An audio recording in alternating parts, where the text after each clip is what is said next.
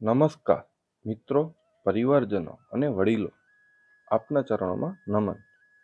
હું આપની સમક્ષ રજૂ કરવા જઈ રહ્યો છું શ્રીમદ ભગવદ્ ગીતાના 18 અધ્યાય ગુજરાતીમાં, અને તે પણ સંવાદ સાથે.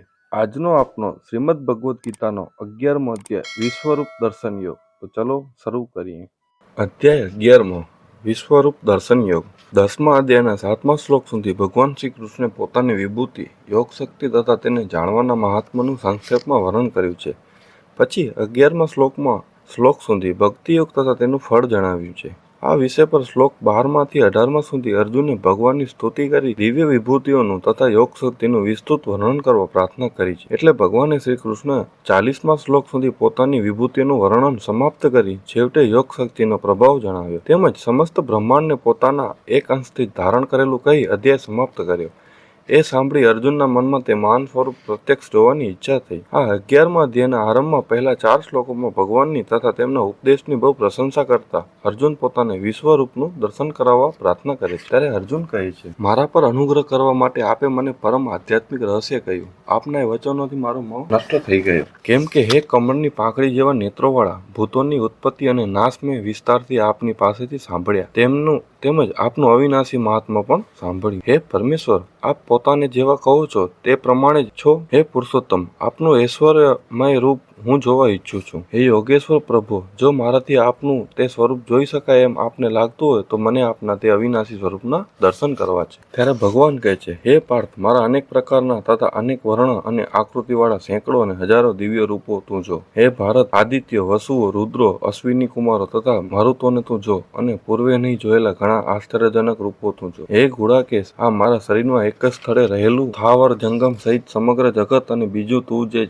જોવા ઈચ્છે છે તે આજે જો, પરંતુ પોતાના સ્થૂળથી ચક્ષુથી તું મને જોવા સમર્થ નથી, માટે હું તને દિવ્ય ચક્ષુ આપું છું, તેનાથી મારો ઈશ્વરીય યોગ તું જો. ત્યારે સંજય કહે છે, હે રાજા ધૃતરાષ્ટ્ર, એમ કહી પછી મહાયોગેશ્વર શ્રી કૃષ્ણે અર્જુનને શ્રેષ્ઠ ઈશ્વરીય સ્વરૂપ બતાવ્યું. તે અનેક મુખ અને નેત્રોવાળું, અનેક અદ્ભુત રસ્યોવાળું, અનેક દિવ્ય આભૂષણોવાળું, ઉગામેલા અનેક દિવ્ય આયુધોવાળું, દિવ્ય માળા તથા વસ્ત્રોને ધરતું, દિવ્ય ગંધ લેપવાળું, સર્વ આશ્ચર્યોથી યુગ, પ્રકાશમાન, અનંત અને સર્વ તરફ મુખોવાળું હતું. જો આકાશમાં હજારો સૂર્યનું તેજ એક જ વખતે પ્રકાશી ઉઠ્યું હોય તો તે વિશ્વરૂપ પરમાત્માના તેજ જેવું કંઈક થાય. તે સમયે અર્જુને અનેક પ્રકાર વિભાગ પામેલા સમગ્ર જગતને દેવોના દેવ ભગવાન શ્રી કૃષ્ણ તે શરીરના એક સ્થળે રહેલું જોયું. પછી વિસ્મસ્ત્ય વ્યાપ્ત તથા રોમાંચિત થયેલા તે અર્જુને એ દેવને મસ્તક વડે પ્રણામ કરી હાથ જોડી કહેવા લાગ્યા. ત્યારે અર્જુન કહે છે, હે દેવ, આપના દેહમાં સર્વ દેવોને, ભૂતોના અનેક સમૂહોને, કમલાસન પર બેઠેલા સૃષ્ટિ કરતા બ્રહ્માને, સર્વ ઋષિઓને, શંકરને તથા દિવ્ય સર્પોને હું જોઉં છું. હે વિશ્વના ઈશ્વર, આપને અનેક બાહુ, અનેક પેટ, અનેક મુખ અને અનેક નેત્રવાળા તથા સર્વ તરફ અનંત રૂપવાળા હું જોઉં છું. હે વિશ્વરૂપ, આપના અંતને, મધ્યને કે આદિને હું જોતો નથી. આપને મુકુટવાળા, ગદાવાળા, ચક્રવાળા, તેજના સમૂહરૂપ, સર્વ તરફ કાંતિવાળા, જોવા મુશ્કેલ, પ્રજ્વલિત અગ્નિ તથા સૂર્ય સમાન તેજસ્વી અને સર્વ તરફ અમાપ હું જોઉં છું. આપ જાણવા યોગ્ય પરમ અક્ષર પરબ્રહ્મ છો. આપ આ વિશ્વના પરમ આશ્ચર્ય સ્થાન છો. આપ અવિનાશી તથા શાશ્વત ધર્મના રક્ષક અને સનાતન પુરુષ છો એમ હું માનું છું. આપને આદિ, મધ્ય અને અંત વિનાના અંત શક્તિવાળા, અનંત બાહુવાળા, ચંદ્ર સૂર્યરૂપ નેત્રોવાળા, પ્રદીપ અગ્નિરૂપ મુખવાળા અને પોતાના તેજથી આ વિશ્વને તપાવી રહેલા હું જોઉં છું. આકાશ અને પૃથ્વી વચ્ચેનું અંતર તથા સર્વ દિશાઓ એકમાત્ર આપનાથી જ વ્યાપ્ત છે. હે મહાત્મા, આપનું આ અદ્ભુત ઉગ્ર રૂપ જોઈ ત્રણેય લોક અત્યંત ભય પામ્યા છે. આ દેવોના સમૂહ આપમાં જ પ્રવેશે છે. કેટલાક ભય પામેલા હાથ જોડી સ્તુતિ કરે છે. મહર્ષિઓ તથા સિદ્ધોના સમૂહ સ્વસ્તિક કલ્યાણ થાવ એમ કહી અનેક સ્ત્રોતોથી આપની સ્તુતિ કરે છે. વળી રુદ્રો, આદિત્યો, વસુઓ, સાધ્યો, વિશ્વદેવો, અશ્વિની કુમારો, મરુતો, પુષ્પમા, પિતરો તથા દેવો, ગંધર્વો, યજ્ઞ, અસુર અને સિદ્ધોના સમૂહ આ સર્વ વિસ્મિત થઈ આપને જુએ છે. હે મહાબાહો, આપનું બહુ મોઢા તથા આંખોવાળું, બહુ હાથ, સાથળો તથા પગવાળું, ઘણા પેટવાળું તેમજ બહુ દાઢોથી વિકરાળ આ રૂપ જોઈને બધા લોકોને હું ઘણા વ્યાકુળ થયા છીએ. હે વિષ્ણુ, આકાશને સ્પર્શ કરતા તેજસ્વી, અનેક વર્ણવાળા, ફાડેલા મોઢાવાળા અને ચળકતા વિશાળ નેત્રોવાળા આપને જોઈ અતિ વ્યાકુળ મનવાળો હું ધીરજ કે શાંતિ પામતો નથી. હે દેવોના ઈશ્વર, વિકરાળ દાઢોવાળા અને પ્રલયકાળના અગ્નિ જેવા આપના મોઢા જોઈ હું દિશાઓ જાણતો નથી તેમજ સુખ પામતો નથી. માટે હે જગન નિવાસ, આપ પ્રસન્ન થાઓ. રાજાઓના સમૂહ રહેતા ધૃતરાષ્ટ્રના સર્વ પુત્રો તેમજ અમારા મુખ્ય યોદ્ધાઓ સહિત આ ભીષ્મ, દ્રોણ અને આ કર્ણ પણ વિકરાળ દાઢોવાળા આપના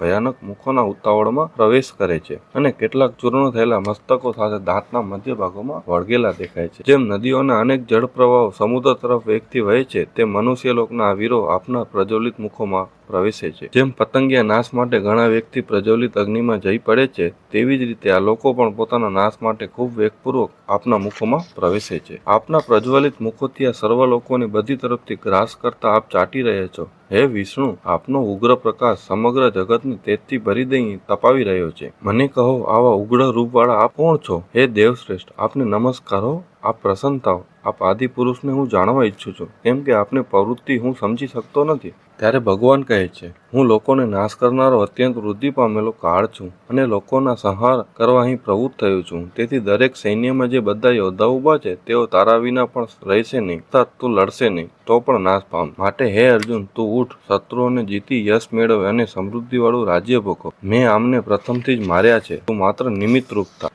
દ્રોણ, ભીષ્મ, જયદ્રથ અને કર્ણને તેમજ બીજા યોદ્ધાઓને મેં હણેલા જ છે. તેમને તું હણ, વ્યથિત ન થા, યુદ્ધ કર. રણમાં તું શત્રુઓને જીતીશ. ત્યારે સંજય બોલ્યા. શ્રી કેશવના વચન સાંભળીને બે હાથ જોડી કંપી રહેલા અર્જુનને નમસ્કાર કરી બીતા બીતા ગદગદ કંઠે આ પ્રમાણે કહ્યું. અર્જુન કહે છે, હે ઇન્દ્રિયોના નિયંત, આપના કીર્તનથી જગત અતિ હર્ષ પામે છે અને આપનામાં પ્રેમવાળું બને છે. અને રાક્ષસો તો આપનું આ સ્વરૂપ જોઈ ભયભીત થઈ આમ તેમ દિશાઓમાં ભાગી જાય છે, તથા સર્વસિદ્ધ લોકોને સમુદાયો આપને નમસ્કાર કરે છે. આ બધું આપને યોગ્ય જ છે. હે મહાત્મા, બ્રહ્માના પણ આદિકર્તા અને મહાશ્રેષ્ઠ, આપને તેઓ કેમ ન નમે? હે અનંત, હે દેવેશ્વર, હે જગન્નિવાસ, સત અસત તેમજ તેનાથી પર જે અક્ષરબ્રહ્મ સચ્ચિદાનંદ છે, તે આપ છો.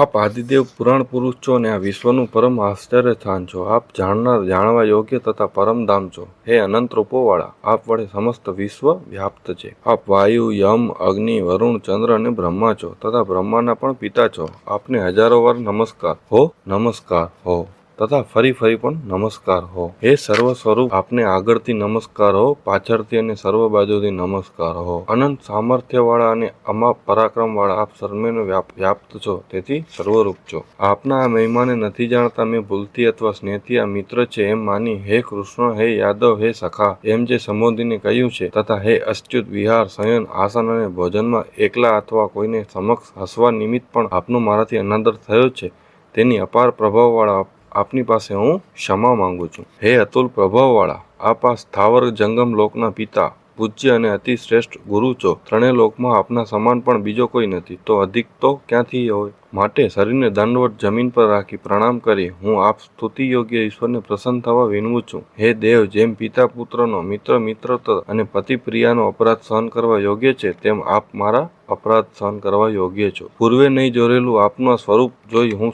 હર્ષ પામ્યો છું, તેમજ ભયથી મારું મન ઘણું ગભરાયું છે. માટે હે દેવ, મને તે પૂર્વનું જ રૂપ આપ દેખાડો. હે દેવોના ઈશ્વર, હે જગન્નિવાસ, પ્રસન્ન થાઓ. આપને તે જ પ્રમાણે મુકુટવાળા, ગદાધારી અને હાથમાં ચક્રવાળા જોવા હું ઈચ્છું છું. હે સહસ્ત્ર બાહોવાળા, હે વિશ્વમૂર્તે, આપ તે જ ચતુર્ભુજ રૂપે પ્રગટ થાઓ. ત્યારે ભગવાન કહે છે, હે અર્જુન, પ્રસન્ન થયેલા મેં આ મારું તેજોમય અનંત અને આદ્ય વિશ્વરૂપ મારા પોતાની સામર્થ્ય તને બતાવ્યું છે, જે તારા વિના બીજાએ પૂર્વે જોયું નથી. હે કુરુવંશી મહાવીર, મનુષ્યલોકમાં આવા રૂપવાળો હું વેદો વડે, યજ્ઞો વડે, અધ્યયન વડે, દાન વડે, ક્રિયાઓ વડે કે ઉગ્ર તપ વડે તારા વિના બીજાથી જોવાને શક્ય નથી. આવું આ મારું વિકરાળ રૂપ જોઈ તને વ્યાકુળતા ન થાવ અને અતિ મૂઢ ભાવ ન થાવ. તું ભય રહિત અને પ્રસન્ન મનવાળો થઈ મારું તેજ આ રૂપ સારી રીતે જો. ત્યારે સંજય કહે છે, અર્જુનને એમ કહી મહાત્માના વાસુદેવે પોતાનું મનુષ્ય રૂપ ફરી દેખાડ્યું અને સૌમ્યતા રૂપી ભયભીત થયેલા અને આશ્વાસન ફરી આપ્યું. ત્યારે અર્જુન કહે છે, હે જનાર્દન, આપનું આ શાંત મનુષ્ય રૂપ જોઈ હવે હું ભાનમાં આવ્યો છું અને મૂળ સ્વભાવને પામ્યો છું. ત્યારે ભગવાન કહે છે, મારું જે આ રૂપ તે જોયું તે જોવું ઘણું મુશ્કેલ છે. દેવો પણ આ રૂપ જોવા હંમેશા ઈચ્છા રાખે છે. જે પ્રકારે તે મને જોયો છે, તે પ્રકારે હું વેદો વડે, તપ વડે, દાન વડે કે યજ્ઞ વડે જોવાને શક્ય નથી. હે શત્રુને તપાવનાર અર્જુન, પરંતુ અનન્ય ભક્તિ વડે પ્રકારે તત્વથી જાણવા, જોવા તથા પ્રવેશ કરવા હું શક્ય છું. હે પાંડવ, જે મારો ભક્ત મારા માટે કર્મ કરનારો, મારે પરાયણ રહેનારો, આસક્તિ વિનાનો અને સર્વ પ્રાણીઓ પ્રત્યે વેર રહિત હોય છે તે મને પામે છે. આ પ્રમાણે ઉપનિષદ, બ્રહ્મવિદ્યા તથા યોગશાસ્ત્ર રૂપી શ્રીમદ ભગવદ્ ગીતાના શ્રી કૃષ્ણ તથા અર્જુનના સંવાદ વિશે વિશ્વરૂપ દર્શન યોગ નામનો 11મો અધ્યાય સંપૂર્ણ થાય છે.